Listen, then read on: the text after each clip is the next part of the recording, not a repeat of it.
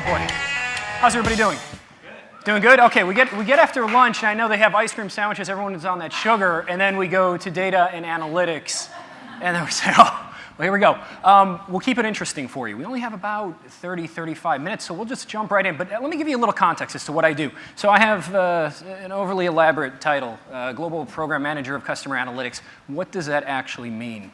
I actually wear, as many Googlers, multiple hats with what I do. I'm part researcher, part analyst, part marketer, part developer, although definitely not up to our engineering standards. I also tell a lot of stories. I'm also part storyteller.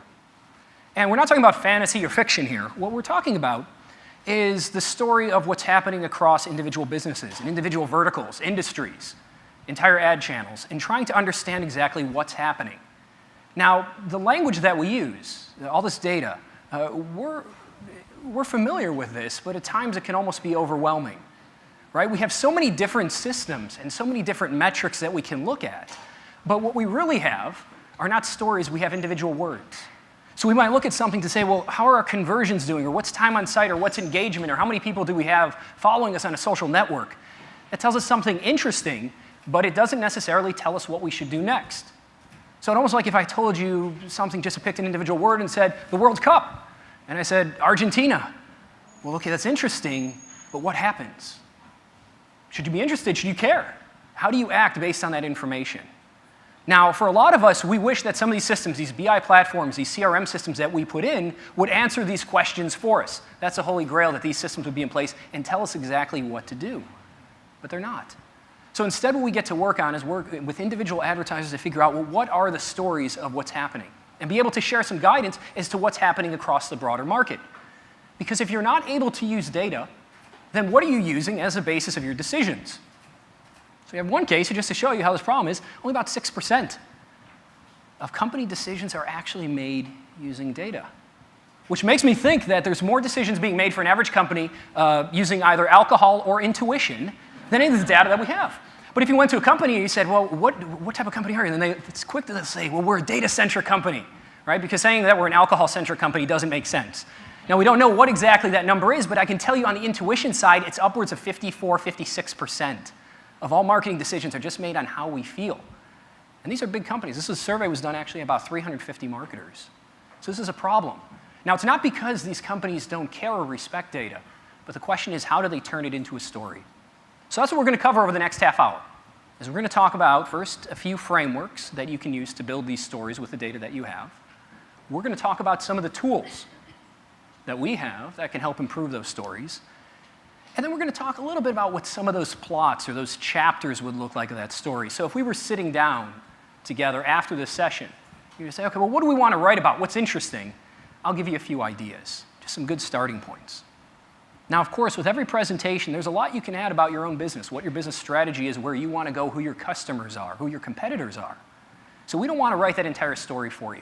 And even throughout the course of this entire presentation, it's not designed to be prescriptive, to tell you this is everything you need to follow. But what it's designed to do is to inspire you with new ideas about what you can do around measurement and around data to get better performance. And what we're hoping is at the end of this presentation, you take what's important to you, what resonates with your business, the things that you're trying to do, you bring that back. You write your own story, and then you come back to us, and we'll help you finish it. Now, to get started, I'd like to start with these frameworks. I wanted to start with something really, really cutting edge, but in order to get a good sense as to where we came from and what we're doing, we actually had to go back about 15 years. 15 years to what measurement on the web used to be. That was largely by volume. Now, I could explain to you what this means, but I have an image that might actually bring back more experiences and more feelings than anything I could convey. How many people remember hit counters? You remember these? They used to be, sometimes you get like the odometer style, sometimes you get the neon green ones at the bottom of the page. You remember what they were. And this used to be on every single web page that you visited about 15 years ago, and everyone used to say that this was the standard of performance measurement. Believe me, this was actually from a press release back in 1996. They said that their website received 762,000 hits, the web standard for measuring traffic.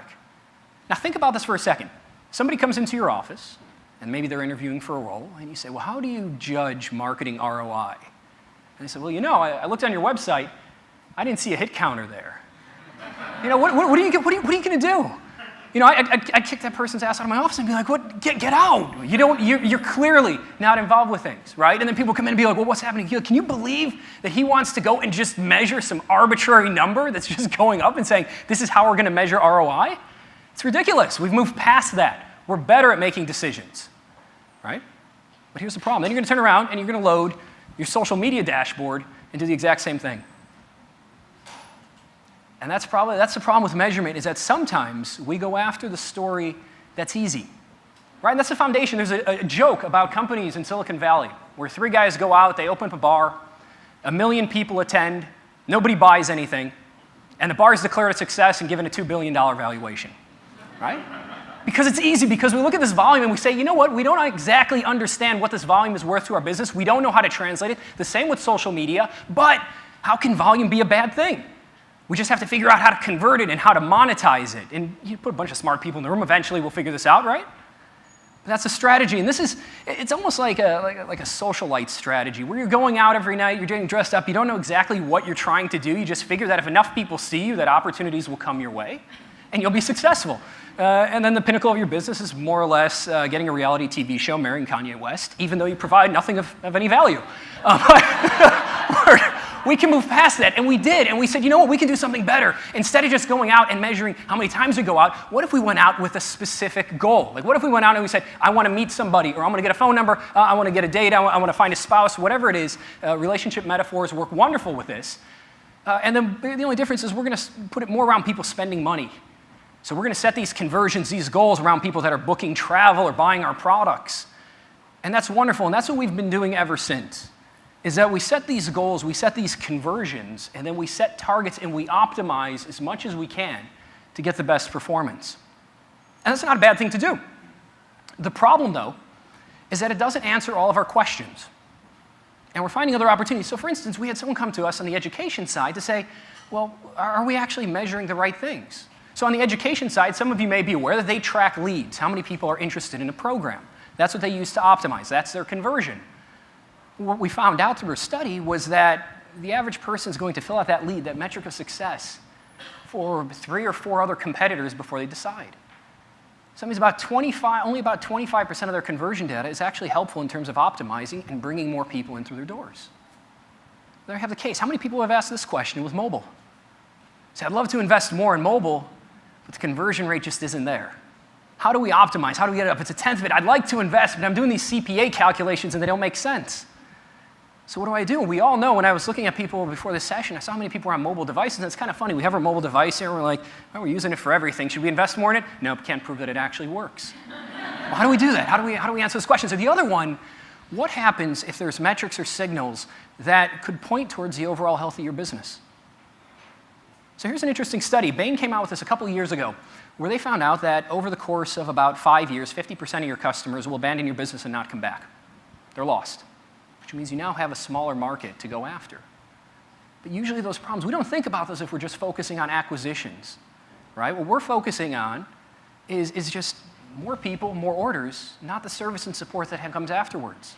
So if somebody has a poor experience, they don't get their product in time, they're looking for it. That's going to make it more difficult to acquire more customers, more expensive to acquire more customers. How do we close that loop?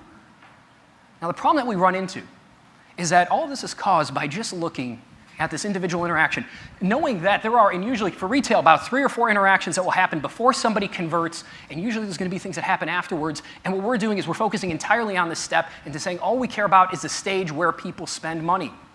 So if there's 3 or 4 interactions they have before they decide to buy your product, we're looking and saying, well, we don't care about those.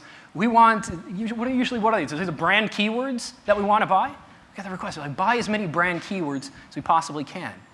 But how do we justify the investment of things that are happening up here? Or how do we justify looking and measuring at the traffic that happens after that purchase and driving them to the next stage? This is the problem. This is what's forcing a change in the way the companies measure and the way the companies build their marketing strategies. Now, it's not to say that companies can't be successful focusing that. In fact, if we go back to that relationship analogy, and we say put a whole bunch of people in a bar, see who's going to meet people, some people will be successful with this pursuit. So just going up to somebody and saying, this is what I want, and building that relationship. So there's a few people, say, if a celebrity or a movie star walks in, right? Everyone's going to know who they are, what they stand for, because they have the strongest brand. They don't need to build that relationship. They don't need to try to coerce them and get them to buy a particular product or be interested in them because everyone knows who they are and people will run up to them. Or then you have that second type, those people who, maybe they're a doctor or a lawyer, they drive a really nice sports car, maybe they have a unique product, something that the people there want, and there's only one place they can go. There's no need for that relationship. Or in the third case, the other group that's successful, and we can just speculate what this metaphor is, if you have the lowest price. It makes us feel bad. It makes us feel dirty, but if you're in that category, people are going to come up to you and just buy from you. They don't care about the site experience. They don't care about the relationship. You're just offering. But how many of you really want to play that game? Right? You really don't. So the opportunity that we have in front of us with all this data is to organize it in a way and a structure that instead of looking just at how many people come through or looking at how many times they do what we want them to do, is to actually look at that entire relationship that we have with them. To take that story, moving away just from looking at spending money, to say, let's look at that entire path as to what happens. How did we drive them to that initial conversion? And then what happened afterwards that brought them back? To connect those data points together. Now, when we start to do that, the questions that we're interested in change dramatically. So we go from a model where we're saying, well, how many orders do we receive, to how many customers do we actually have? And think about that for your business for a moment when you're wondering, how many customers do you have? I'm not talking about how many people in your CRM database or how many people in your email list, but how do you define customers? If I buy from your business once and then I don't buy for a year, do you still consider me a customer? If I don't buy for 3 months. So those definitions are important, and that's the changing mindset that we're starting to see. And we're moving away from what an average CPA was to looking at what that entire path was. How much are those customers likely to spend over their lifetime, CLV? Also, how much do those customers cost over time? If they're clicking on a lot of marketing ads, we can't just look at the last click and say this is how much that acquisition was. Or the other area that we can also look at is, instead of the traffic sources, what customers are the most profitable? So instead of saying someone was driven by email or social media, just saying, is that customer profitable and what makes them profitable? Now, when you do this, you stop focusing on volume, and like this company, who's actually a bank in the US, they're focusing more on who the valuable customers are. The 10, 20% of their customer base that at times can spend up to 80% of their overall revenue. They want to focus on those. Let their competitors fight for everybody else. But the only way they get to that position is looking beyond just a single click, beyond a CPA. Now, if that's the framework, the question is, how do we start building this? Where do the tools come in? Now, I'm going to give you some ideas from Google Analytics. If you're using Core Metrics, if you're using Omniture, Web Trends, please continue to use those tools. It's fine.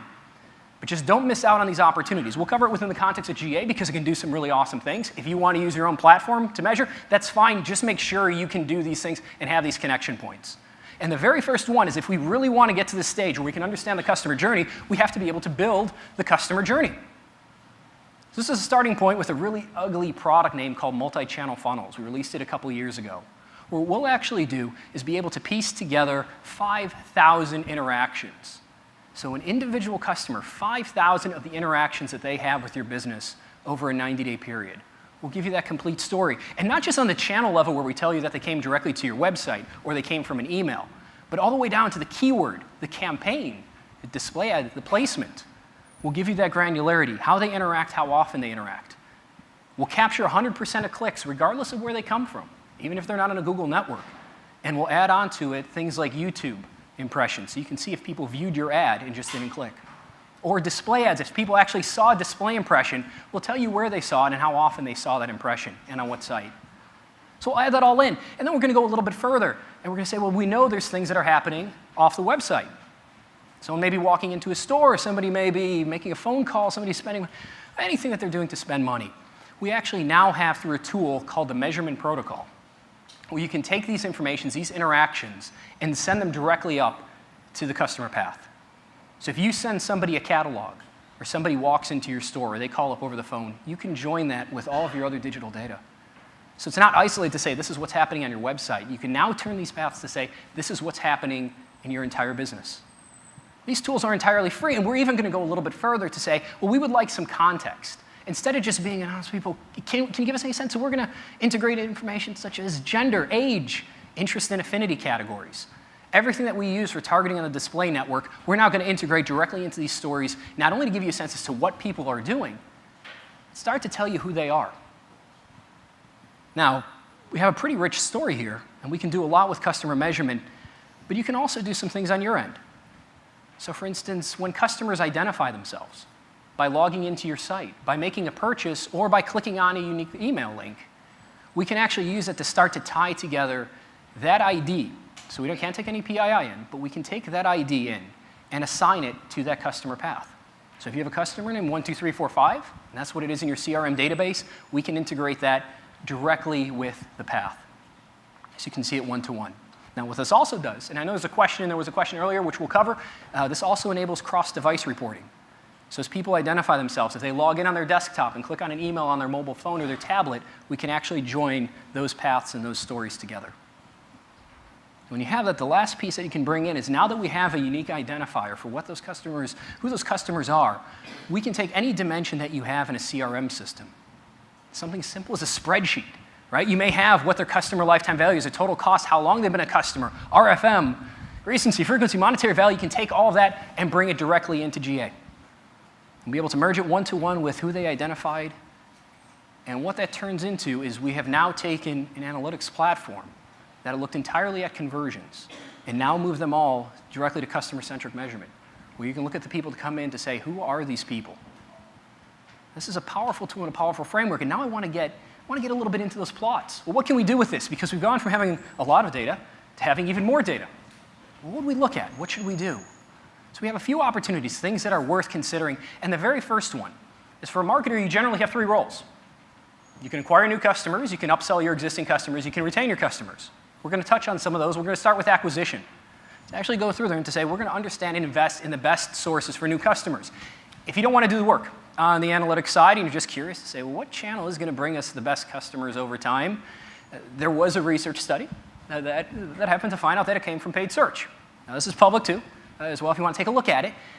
If you don't, when you integrate this data, what we can do is we can build these reports that will tell you exactly where those new customers are coming from. So instead of looking at the last click, we can look at those very first interactions to say, what's driving awareness in those people? What has the highest likelihood of bringing those new customers into your business? We can combine what their customer lifetime value is, and we can show it all to you in a single interface and show you how those people are behaving and use it as a basis of segmentation, which is incredibly powerful because it tells you exactly where you want to spend your time and attention.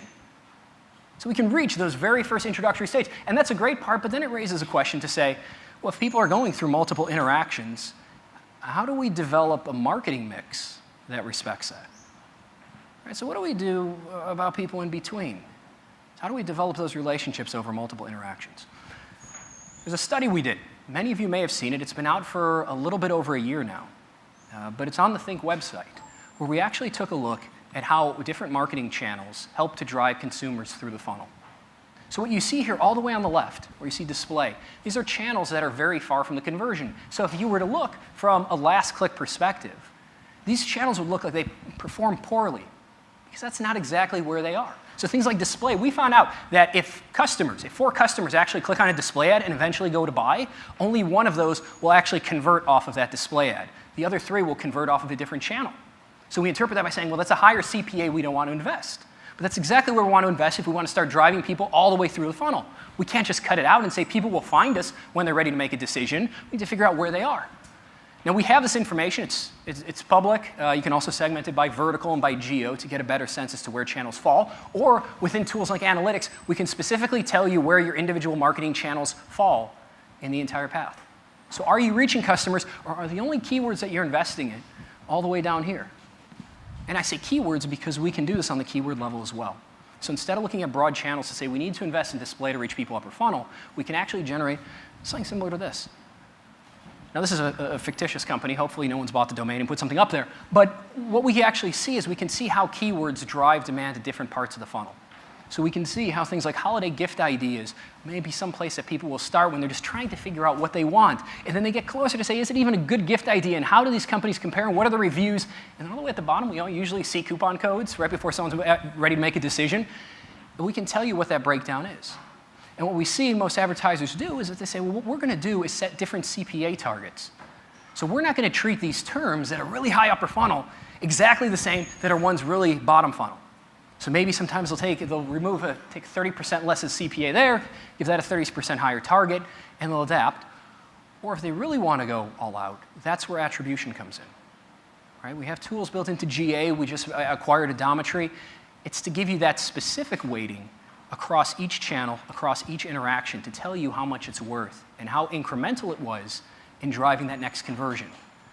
Now, that's a lot of information. You start thinking, like, well, how do I get started on this? How do I start to organize all my channels and keywords? I may have thousands, millions of different keywords. And the idea is just to become comfortable with the concepts. The fact that these keywords do work in different ways. These channels work in different ways. And the starting point is simply to understand that story of what's happening and how they're performing for your business. That's where we start.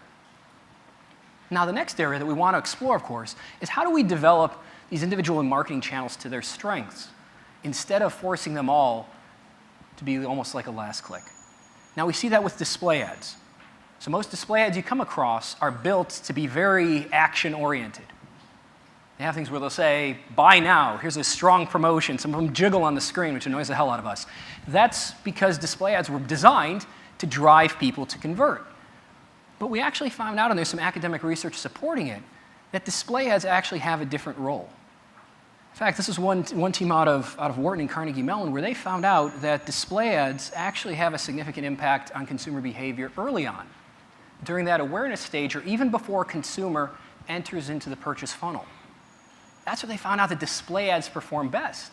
And they also found out that by serving customers display ads further and further down as they get closer to make a decision, you've probably seen these where you go to sites and one product, one company will follow you website to website, determined to drive that conversion.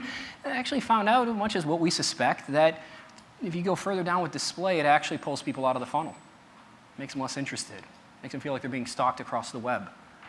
So we're starting to learn those behaviors not only with display and social media, but also mobile. Remember this screen we covered earlier? This example that I had here was actually deliberate. So American Airlines, this is their boarding pass. In a given year, I'm going to fly American about 70, 80 times. It's a lot of travel. And that application allows me to get a boarding pass, so when I show up late to the airport, which happens almost every time, I still make my flight. It shows me my frequent flyer information. It shows me promotions. The one thing I've never done on the app is to actually buy. Never actually bought a ticket through that application. So it provides value to me as a customer. But if they're only looking at the number of times I converted, they're going to be disappointed. It's likely that it makes me a more loyal customer. It makes me happy. It makes my flights more convenient. And if I didn't have it, I'd damn the airline and tell everybody how terrible it was. And we do this sometimes because we get mobile apps. We're using them. And you're like, this is a terrible experience. Why are they doing this to me? Why can't they build a new mobile app? It's because of what they're tracking. I don't have to take my word for it. I actually saw an interesting quote. The CEO of Priceline, Booking.com, actually had at a summit with Goldman Sachs. They asked him the same question. Say, well, what do you think about mobile? Should it be used to push people booking new tickets? And this is what he said. He said, it's more importantly than a source of transactions, it increases the dimensions of opportunity in the relationship. That's exactly what we're looking for with mobile. It's a new area. We know the way that we engage with it. We know we have those apps open all the time, but we're not buying all the time. So when companies build apps that just force us to buy all the time, it decreases usage because they're missing out on the opportunity that it really has. And just if you're curious, like I say, well, that's good guidance. How has Priceline really been doing as a company if they're not focused on conversions and driving sales? And it turns out pretty damn well as a business. This is for someone that's selling largely a commodity product, right? Same hotel rooms that people can get anywhere else. So what we can now do with this customer-centric approach is that when we're trying to answer questions like, well, how do we look at the performance of a mobile app?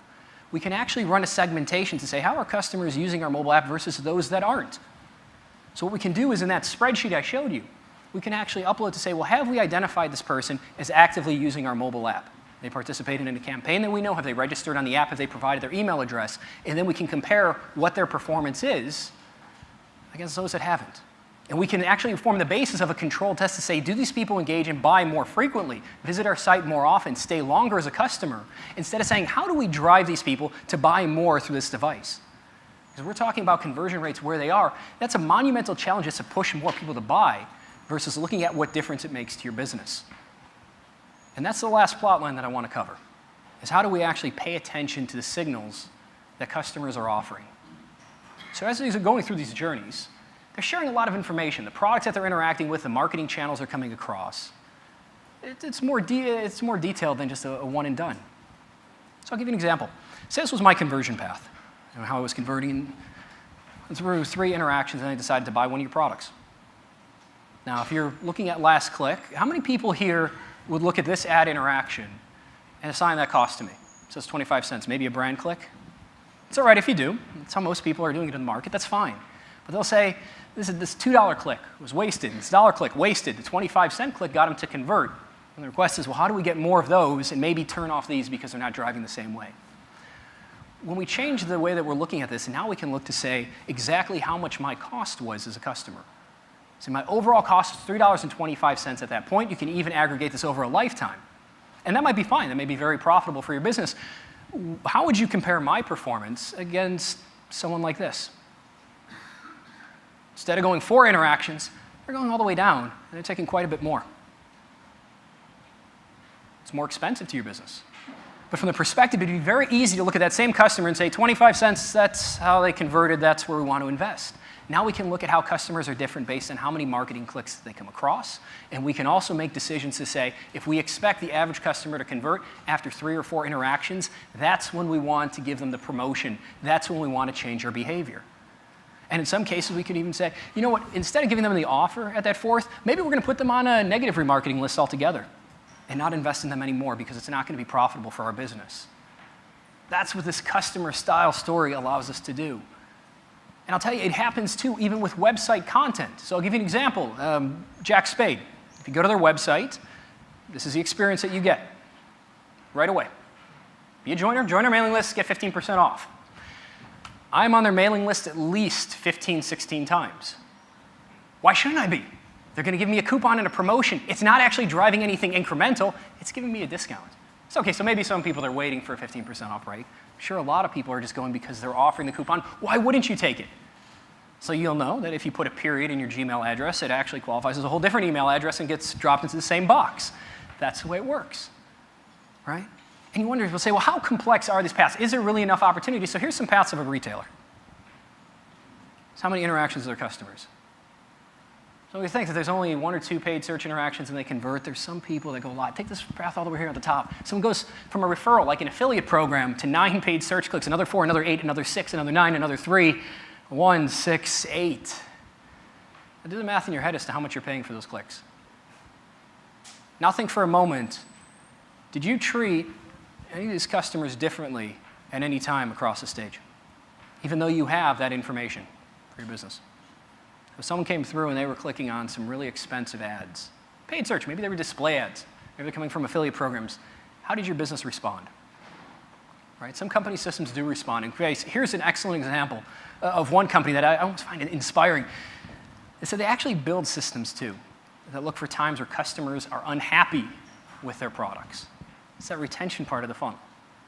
Right? So this is actually a digital video product. We were discussing this yesterday. A digital video product where if someone comes to their site and they try downloading a movie and you get too much buffering or disconnects and you have to reconnect that video.